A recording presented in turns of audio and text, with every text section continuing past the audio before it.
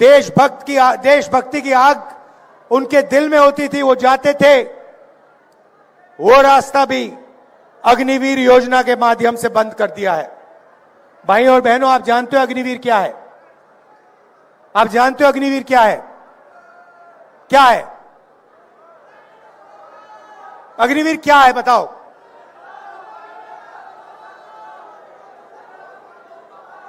मैं आपको बताता हूं। अग्निवीर हिंदुस्तान के जवान से उसकी पेंशन, उसकी कैंटीन और उसका शहीद का दर्जा चोरी करने का तरीका है। यह योजना इसीलिए बनाई गई है कि हमारे जवानों को पेंशन ना देनी पड़े, उनके परिवारों को कैंटीन ना देने पड़े, और जब वो शहीद हो तो उन्हें शहीद का दर्जा ना देना पड़े। पहले पब्लिक सेक्टर हुआ करता था, सरकारी फैक्ट्रियां हुआ करती थी, वो सारी की सारी बंद कर दी गई हैं, प्राइवेटाइज कर दी गई हैं। जहां भी आप देखो आपको अदानी, अंबानी नाम दिखाई देगा। अग्निवीर योजना की जवानों से उनका पैसा छीना, मगर लक्ष्य अदानी डिफेंस को हिंदुस्तान का डिफेंस बजट पकड़ाने का था। आप इंटरनेट पे जाइए, गूगल सर्च कीजिए, उस पे आप लिखिए अदानी डिफेंस, मीटिंग के बाद आप करना, और आपको दिखेगा चमकता हुआ वेबसाइट, उसमें अलग अलग हथियार दिखेंगे, राइफल, पिस्टल, कारतूस, तोप, ड्रोन्स, उस वेबसाइट पे सारे के सारे दिखेंगे। मगर सच्चाई यह है कि अदानी उनमें से एक भी चीज नहीं बनाता है। वो सारे के सारे हथियार विदेशी कंपनियां बनाती हैं। ड्रोन इजराइल की कंपनी बनाती है, हथियार इजराइल की कंपनी बनाती है। नरेंद्र मोदी जी सिर्फ अदानी को डिफेंस का कॉन्ट्रैक्ट देना चाहता है, इसीलिए विदेशी कंपनियों के हथियारों के ऊपर अदानी का लेबल लगता है। एक तरफ जवानों से उनका पेंशन छीना जाता है, उनका शहीद का दर्जा छीना जाता है, उनकी ट्रेनिंग कम की जाती है, और दूसरी तरफ वही पैसा सीधा अदानी के जेब में जाता है। यहां पे ड्रग्स की इशू है। सब लोग जानते हैं हरियाणा में कि ड्रग्स फैलता जा रहा है। मोदी जी से मैं पूछता हूं, जब आपके मित्र अदानी जी के मुद्रा पोर्ट में हजारों किलो हेरोइन पकड़ा गया, तो आपने इसके बारे में क्या कार्रवाई की? कितने लोग जेल भेजे? किसको आपने जेल भेजा? यहां आप अपने भाषण में बताइए, हरियाणा की जनता को बताइए। जब मुद्रा पोर्ट में, अदानी के पोर्ट में हजारों किलो ड्रग्स मिलता है, तो नरेंद्र मोदी जी, गुजरात की सरकार कोई कार्रवाई नहीं करते। अमेरिका गया, अमेरिका में हरियाणा के युवाओं ने मुझे फोन किया, कहते हैं राहुल जी, हरियाणा में हमारा कुछ नहीं बचा, इसलिए हम अमेरिका भाग के आए हैं। आप आइए, हमसे मिलिए। डैलस में जाके मैं मिला, छोटे से घर में, एक कमरे में 15-20 लोग रहते हैं, हरियाणा के युवा रहते हैं। मैंने उनसे पूछा, भाइयों आप यहां क्यों आए? वही जवाब जो आज मुझे यात्रा में मिला, राहुल जी हरियाणा में हमारे लिए कुछ नहीं बचा। एक तरफ महंगाई है, दूसरी तरफ बेरोजगारी। मैंने पूछा, भाइयों अमेरिका जाने के लिए कितने पैसे लगे? कहते हैं 35 लाख से 50 लाख रुपए लगते हैं। कैसे गए? राहुल जी, हरियाणा से मुंबई, मुंबई से इस्तांबुल, इस्तांबुल से कजाकिस्तान, कजाकिस्तान से साउथ अमेरिका, साउथ अमेरिका से सूरीनाम, सूरीनाम से पनामा, फिर पनामा के जंगलों में से निकलकर हम अमेरिका पहुंचे। रास्ते में हमने अपने मित्रों को मरते हुए देखा है, नाव डूब जाती है, हमारे भाई मर जाते हैं, माफिया के लोग पकड़ते हैं हमें, पनामा के जंगल से निकलते हैं, घने जंगल हैं, वहां पे माफिया के लोग हमें गोली मार देते हैं। मैंने कहा भाई ये सब करके आप क्यों जा रहे हो? कहते हैं हरियाणा में कुछ नहीं बचा। फिर मुझे कहते हैं राहुल जी आप हमारे लिए एक काम कीजिए। क्या करूं? जब आप वापस जाएंगे आप हमें हमारे परिवारों से मिलिए। कहते हैं राहुल जी हम 10 साल के लिए अपने परिवारों से नहीं मिल सकते हैं। अगर हमारे घर में कोई किसी की मृत्यु होती है हम अंतिम संस्कार नहीं कर सकते, हम वापस नहीं आ सकते। आप जाके हमारे परिवार से मिलिए और उन्हें हौसला दीजिए कि हम ठीक हैं। तो मैं आया, करनाल आया, 5 बजे सुबह उन्हीं युवाओं के परिवारों से मिला। 15-20, 35 लोग। अजीब सी बात थी, करनाल में बच्चे, माताएं और अमेरिका में बच्चों के पिता, चीखता हुआ बातचीत चल रही है। मैं परिवारों से बात कर रहा हूं, वहां पे जूम कॉल लगी हुई है,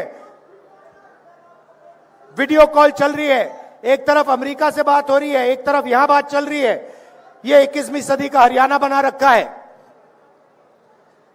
एक बच्चा चीख कर चिल्लाता हुआ कंप्यूटर की ओर दौड़ता है, ऐसे कंप्यूटर को पकड़ के कहता है पापा पापा पापा वापस आओ, पापा वापस आओ। पापा जो रोना चाहता है वो मुस्कुराता है और कहता है बेटा घबराओ मत, मैं कुछ ही दिनों में वापस आऊंगा। मगर ये सच नहीं है। वो पिता अपने बेटे को 10 साल के लिए नहीं देख पाएगा। सच्चाई ये है, बेटे का नाम देव है। देव जैसे हरियाणा में लाखों बच्चे हैं जो अपने पिता को नहीं देख पाएंगे, 10 साल के लिए नहीं देख पाएंगे। और वहां वो जो लोग हैं वो यहां वापस नहीं आ पाएंगे। माता की डेथ होगी, पिता की डेथ होगी, अंतिम संस्कार करने नहीं आ पाएंगे। यह है हरियाणा की सरकार की देन, क्योंकि यह है मोदी जी की देन कि हरियाणा में जो पहले रोजगार मिलता था वो सारा का सारा बंद कर दिया है। आपके जेब में से पैसा निकलता है, 24 घंटे आपके जेब में से पैसा निकलता है। पहले मोदी जी कहते थे गैस सिलेंडर का दाम 400 रुपए हो गया है। आज क्या है रेट गैस सिलेंडर का? 1200। मोदी जी भाषण में कहते हैं कि मेरी सरकार में 1200 रुपए का रेट हो गया है? नहीं कहते। हमारी सरकार आएगी, लिख के ले लो, 1200 रुपए वाला सिलेंडर 500 रुपए का आपको मिलेगा। मतलब 700 रुपए जो आज आप गैस सिलेंडर में एक्स्ट्रा दे रहे हो, वो 700 रुपए हम आपके जेब में, आपके बैंक अकाउंट में वापस डालेंगे। 2000 रुपए हर महीना, पहली तारीख को हर महीना हरियाणा के महिलाओं के बैंक अकाउंट में मिलेगा। तो महिलाओं के लिए वहीं 2700 रुपए हमने हर महीना महिला के लिए वहीं बचा दिए। उसके बाद हरियाणा में आज किसान धान बेचने की कोशिश कर रहे हैं, सरकार खरीद नहीं रही है। और हरियाणा के सारे किसान जानते हैं कि हरियाणा में उन्हें धान के लिए, गेहूं के लिए, शुगर केन के लिए सही दाम नहीं मिलता है। जैसे ही हमारी सरकार आएगी, सबसे पहला काम, ये जो आपका धान सरकार नहीं खरीद रही है, इसको खरीदने का काम हम पहले दिन से शुरू कर देंगे। और गारंटी करके हरियाणा के किसानों को हम मिनिमम सपोर्ट प्राइस देने जा रहे हैं।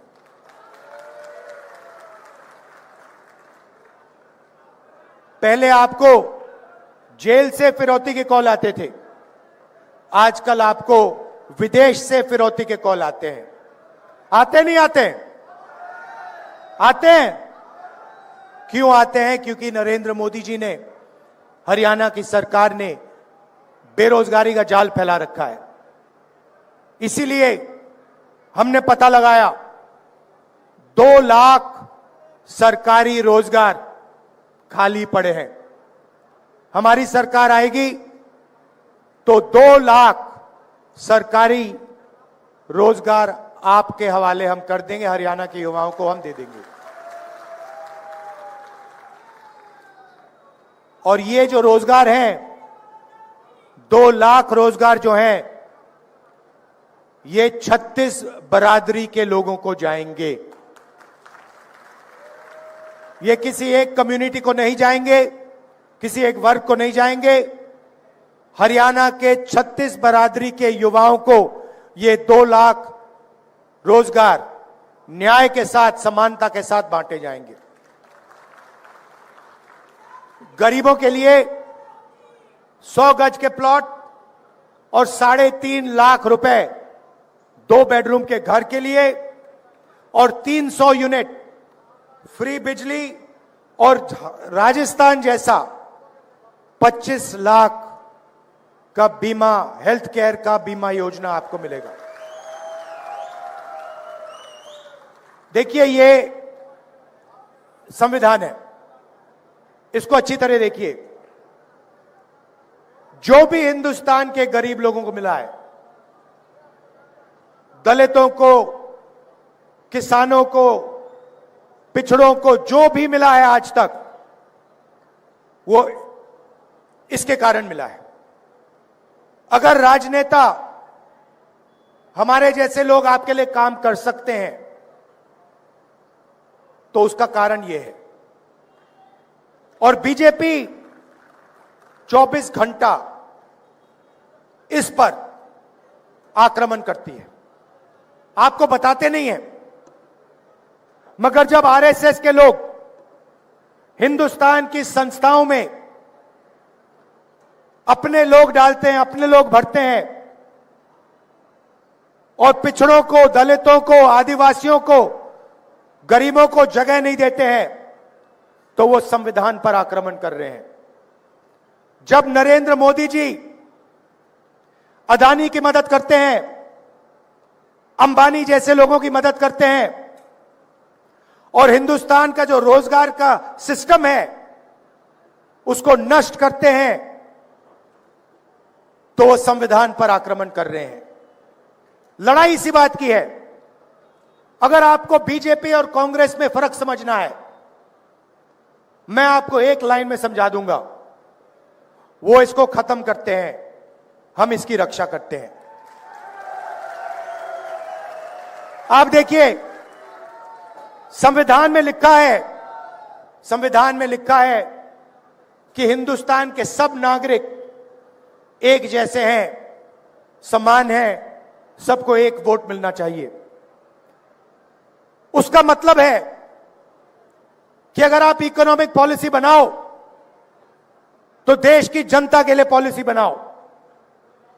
जब नरेंद्र मोदी 16 लाख करोड़ रुपए अरबपतियों, 25 अरबपतियों के माफ करते हैं, और किसानों का कर्जा माफ नहीं करते हैं, स्टूडेंट्स का कर्जा माफ नहीं करते हैं, माताओं बहनों का कर्जा माफ नहीं करते हैं, तो वो इस संविधान पर आक्रमण कर रहे हैं।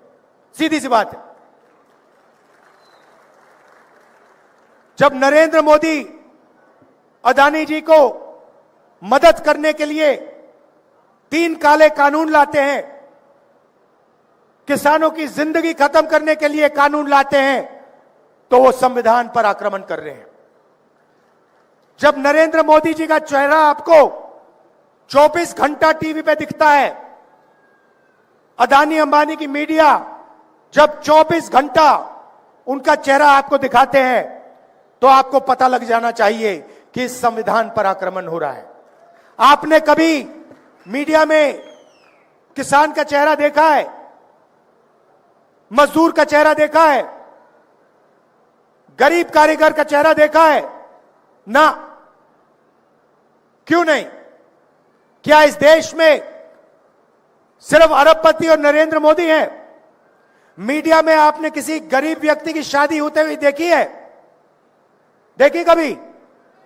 अंबानी की शादी देखी आपने? आपको मालूम है कि अंबानी जी ने अपनी शादी में हजारों करोड़ रुपए खर्च किए। यह किसका पैसा है? यह किसका पैसा है? आपका पैसा है। आपको शादी करवाने के लिए बैंक अकाउंट में पैसा नहीं है, बैंक लोन लेकर आप अपने बच्चों की शादी कराते हो। और नरेंद्र मोदी जी ने पूरा का पूरा ढांचा ऐसा बना रखा है कि 25 लोग हिंदुस्तान में हजारों करोड़ रुपए की शादी कर सकते हैं, मगर किसान कर्जे में डूबकर ही शादी कर सकता है। अगर यह संविधान पर आक्रमण नहीं है तो फिर क्या है संविधान पर आक्रमण? तो यह हम बदलना चाहते हैं। मैंने तो अपना मन बना लिया है, हरियाणा की सरकार भी यह करेगी। देखिए, कल भाषण में हुड्डा जी ने भाषण दिया, प्रियंका ने भाषण दिया, उदयभान जी ने भाषण दिया, कहा कि देखिए सब लोगों का सम्मान होना चाहिए, रिस्पेक्ट होनी चाहिए। सही बात है, होनी चाहिए, मगर मैं उसमें एक और चीज जोड़ना चाहता हूं। यह जो हिंदुस्तान बन रहा है, जिसमें 25 अरबपति हैं, बैंक भी उनके, मीडिया भी उनका, एयरपोर्ट भी उनके, पोर्ट भी उनके, खेत भी उनके, जमीन भी उनकी, इसमें आम हिंदुस्तानी को सम्मान, रिस्पेक्ट नहीं मिल सकती है। सच्चाई यह है कि धन पूरा का पूरा इन 25 लोगों के हाथ में जा रहा है और आपके जेब में से 24 घंटा आपका पैसा छीना जा रहा है। पेट्रोल के दाम बढ़ते हैं, डीजल के दाम बढ़ते हैं, प्याज के दाम बढ़ते हैं। जितनी जीएसटी मुकेश अंबानी देते हैं, उतनी ही जीएसटी हिंदुस्तान का सबसे गरीब किसान देता है। अगर वो 1500 रुपए की शर्ट खरीदे और अगर हिंदुस्तान का गरीब से गरीब व्यक्ति वही शर्ट खरीदे, पैसे बचाकर अपने बेटे के शादी के लिए वही शर्ट खरीदे, तो जितनी जीएसटी मुकेश अंबानी ने दी उतनी ही जीएसटी वो किसान देगा। जब आप मिठाई की दुकान में जाते हो, मिठाई खरीदते हो, जितनी जीएसटी आप देते हो उतनी ही जीएसटी मुकेश अंबानी, गौतम अदानी देते हैं। तो मैंने मन बना लिया है, मैं नोट कर रहा हूं, जितना पैसा नरेंद्र मोदी अदानी और अंबानी को देगा, उतना ही पैसा हम हिंदुस्तान के गरीब किसानों को, मजदूरों को, माताओं बहनों को देंगे। आपने अभी जो इन लोगों से मजा करवाना है करवा लो, जितना इनको नचवाना है नचवा लो, मगर जब हमारी सरकार आएगी तो हम इन लोगों को नचवाएंगे, इन लोगों से मजा करवाएंगे। मेरे दिमाग में लाइन बिल्कुल क्लियर है भैया। मैं तो जैसे बैंक होता है ना, जैसे बैंक अकाउंट में इन आउट होता है ना, एक साइड पैसा अंदर आया, दूसरी साइड पैसा बाहर गया, मैं वो रिकॉर्ड रख रहा हूं भैया। जितना उधर अंदर जा रहा है उतना ही, जितने रुपए अंदर गया उधर, उतने ही रुपए मैं निकाल के यहां डालूंगा। और जितना मुझे रोकना है रोको भैया, जितनी मुझे अपनी मीडिया से गाली लगवानी है लगवा लो, जितना है रोकना है रोको, कोई फर्क नहीं पड़ेगा।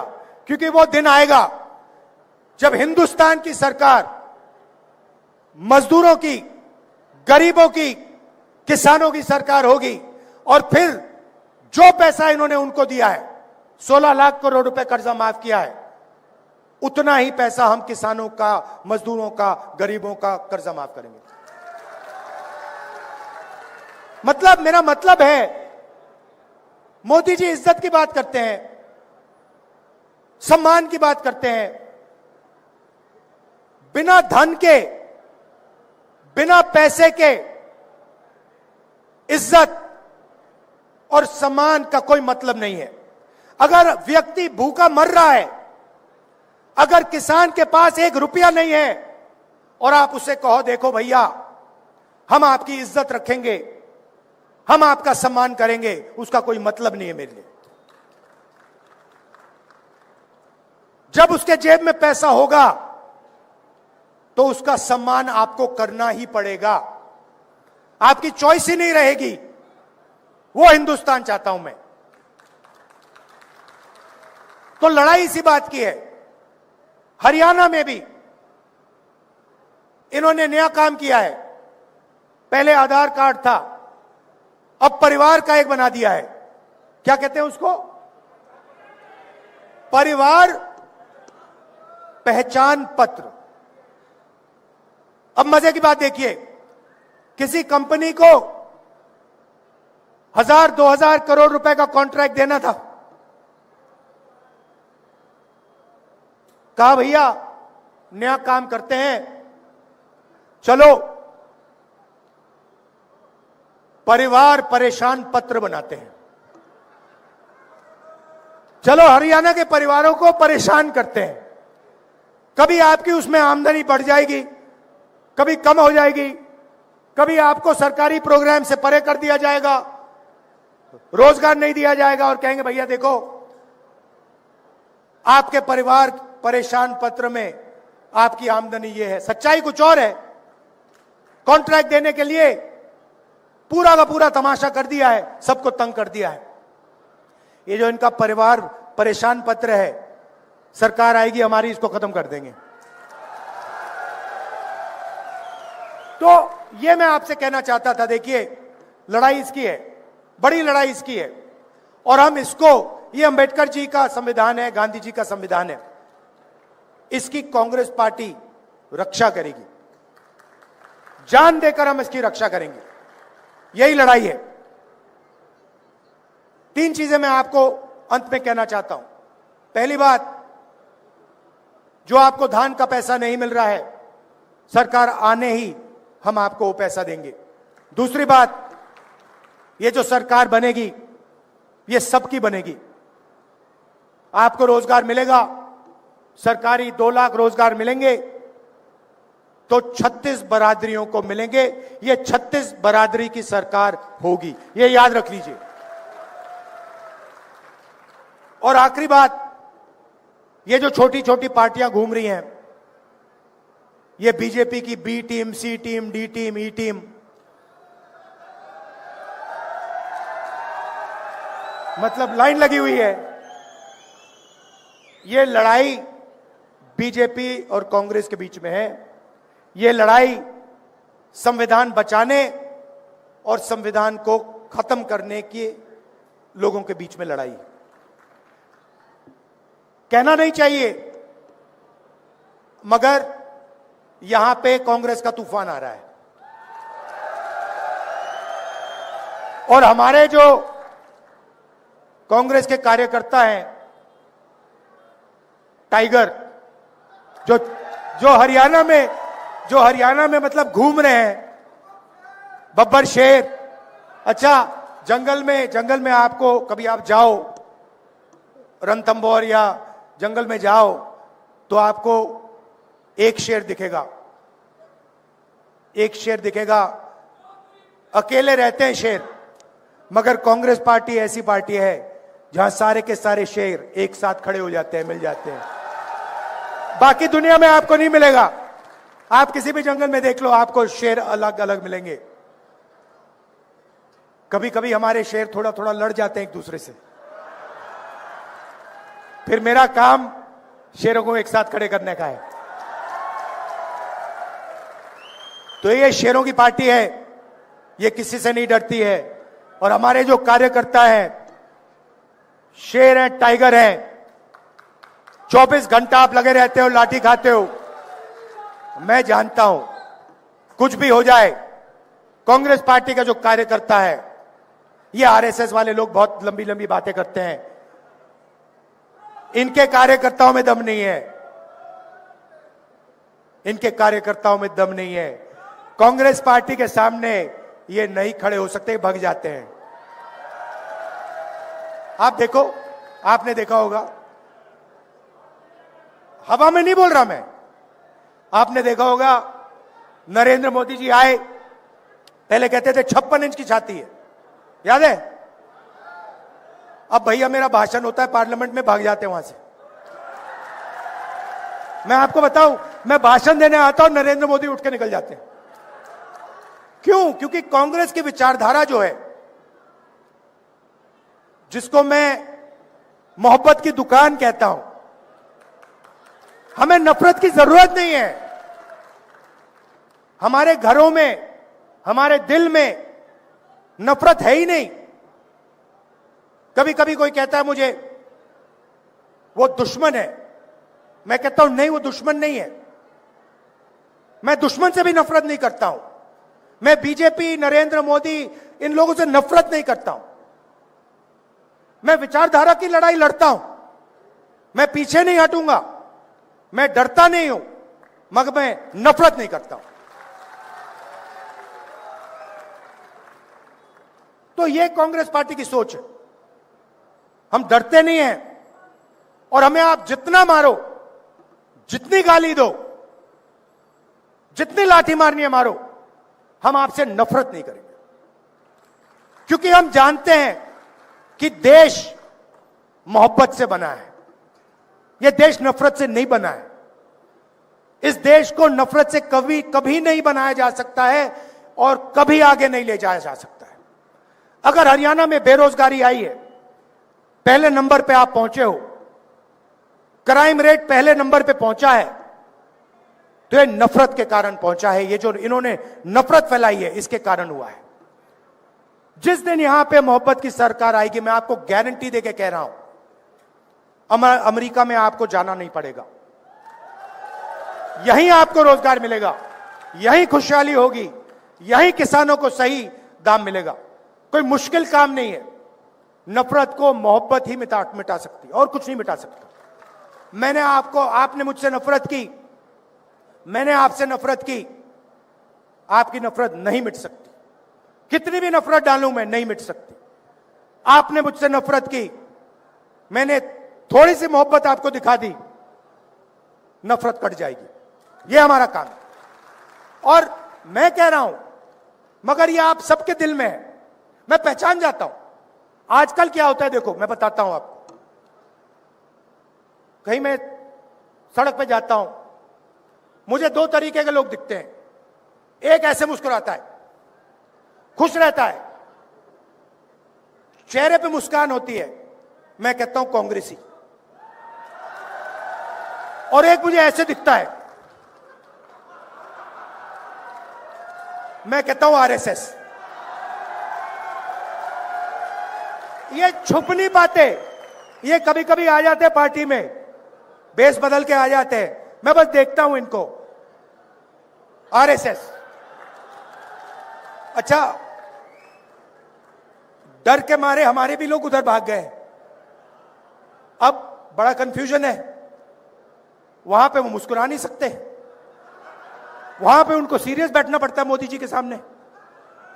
तो कंफ्यूजन हो गया बहुत। तो आप लोग कौन हो? आप लोग वो हो जो डरे नहीं। ये जो यहां पे बैठे हुए हैं, ये देखो, सारे के सारे मुस्कुरा रहे हैं। देखो, अमित शाह की स्पीच देखना, मोदी जी की स्पीच देखना, वो सब ऐसे बैठे रहते हैं कि कुछ गलती से कह ना दें, पता नहीं क्या हो जाएगा। यहां पे हमें लगता है ठीक है भैया, 2-3 बार चिल्ला भी लिए, कोई प्रॉब्लम नहीं है, संभाल लेंगे हम। तो ये पार्टी मोहब्बत की पार्टी है, और आप लोग मोहब्बत वाले बब्बर शेर हो। धन्यवाद, नमस्कार, जय हिंद। अभी एक बात बोला मैं एक बात भूल गया। मैडम ने मुझे बताया